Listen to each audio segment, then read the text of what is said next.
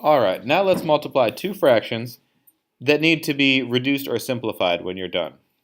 When you multiply fractions, all you got to do is take the numerator from one times the numerator from the other, and it gives you your answer for your numerator. So 1 times 4 is 4, and 4 times 8 is 32.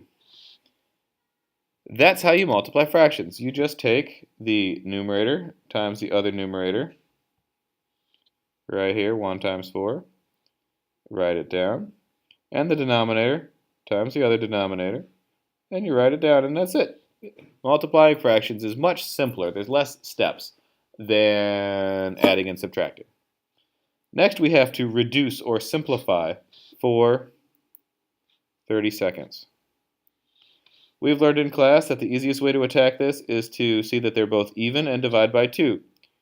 Whatever you do to the top, the numerator, you can do to the bottom, and you don't change the actual amount.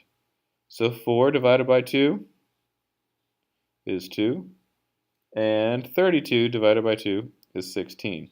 So we've reduced this, but we can reduce it further. We have 2/16. Both these numbers are also even, so we can divide it by 2. Let me get a fresh color here. Divided by 2 for the top and the bottom for an answer of 1/8.